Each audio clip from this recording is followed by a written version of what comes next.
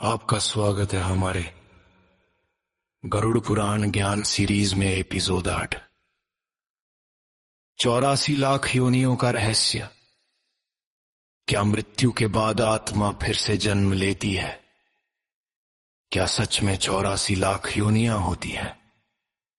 और क्या इंसान दोबारा इंसान ही बनता है? स्वर्ग और नर्क का रहस्य जानने के बाद धर्मपाल के मन में एक और प्रश्न उठा।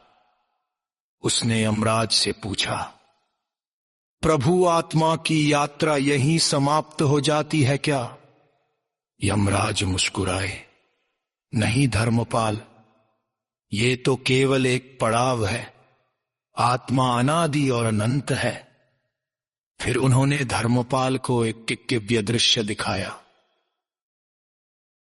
उसने देखा कि अनगिनत जीव जंतु, पक्षी, जलचर और मनुष्य इस संसार में जन्म ले रहे हैं।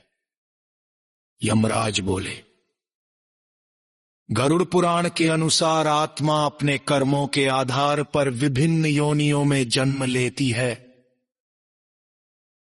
मनुष्य योनि सबसे दुर्लभ मानी गई है, क्योंकि यही वो जन्म है जहां आत्मा अपने कर्मों को बदल सकती है।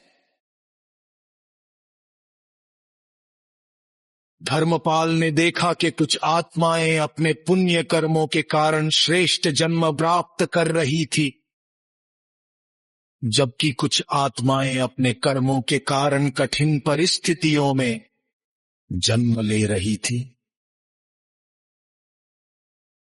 तब यमराज ने कहा, हर जन्म एक अवसर है।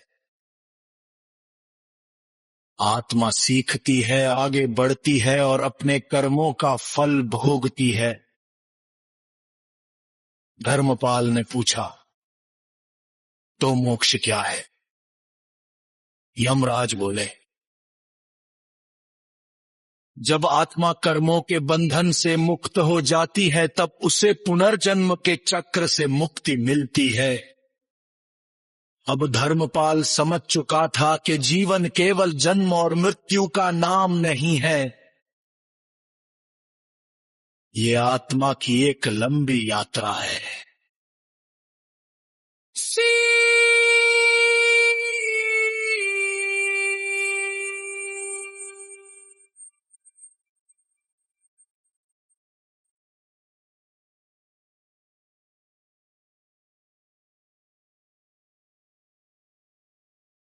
मनुष्य जीवन अत्यंत दुर्लभ है।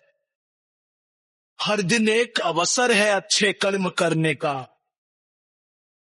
कर्म ही तय करते हैं कि आत्मा की अगली यात्रा कैसी होगी।